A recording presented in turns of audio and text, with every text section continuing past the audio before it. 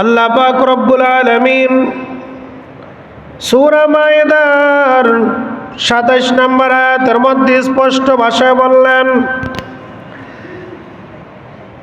নবী আপনি জানিয়ে দেন, আপনি স্মরণ করে দেন আদমের দুই সন্তানের কথা, হাবিল আর কাবিলের ঘটনাটা। হাবিল আর কাবিলের যে ঘটনাটা ঘটেছিল, আম্মা জান হাওয়া আলাইহিস সালাতু ওয়াস সালামের গর্ভ থেকে প্রতি বছর দুইটি সন্তান জন্ম নিত, একটি ছেলে একটি মেয়ে। দুইটি সন্তান জন্ম নিত। আগের বছরে ছেলের সাথে পরের বছরে মেয়ের বিবাহ হত, পরের বছরে মেয়ের সাথে আগের বছরে ছেলের বিবাহ হত। এরকম বন্ধনে তারা বিবাহের মধ্যে আবদ্ধ হইত। তখন হাবিল আর কাবিল 1 বছরের বড় আর ছোট ছিল। তাদের মধ্যে তাদের বোনের বিবাহ নিয়ে একটু বিচ্ছিন্ন হয়েছিল। কে সুন্দরী বোনটাকে বিবাহ করবে, তাদের মধ্যে যখন এক পর্যায়ে অনেক তর্ক বিতর্ক হয়েছিল, তখন উভয় একটা সিদ্ধান্ত নিল যে আমরা কোরবানি করব। আল্লাহর দরবারে যার কোরবানিটা কবুল হবে সেই তাকে বিবাহ করতে পারবে, যার কোরবানি কবুল হবে না তাকে বিবাহ করা হবে না। ঠিক দুই ভাই কোরবানি করলো।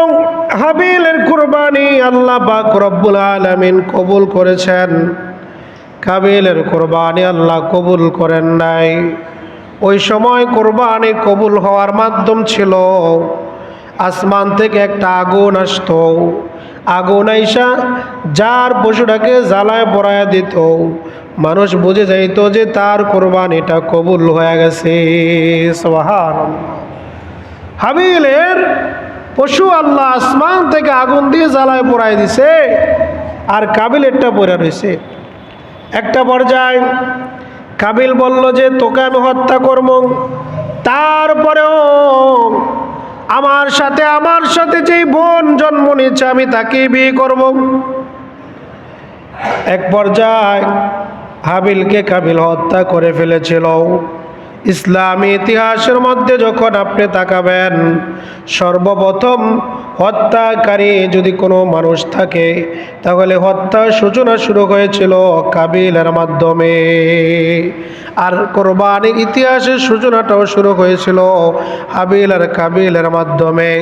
এবার হযরত ইব্রাহিম নবী আলাইহিস সালাতু ওয়াস সালাম জামানা যখন আসলো, তিনি যখন আস্তে আস্তে বড় হলেন, যখন তিনার বিবাহের সময় হল, ওই সময় ওই যুগের মধ্যে সবচেয়ে সুন্দরী যে নারী ছিল তাকে বিবাহ করা হলো। হযরত ইব্রাহিম নবী ওই নারীকে বিবাহ করলেন।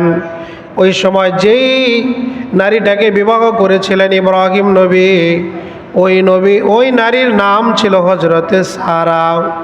হযরতে সারা এত সুন্দর ছিল, ওই জামানার মধ্যে সবচেয়ে সুন্দরী নারী ছিল হযরতে সারা।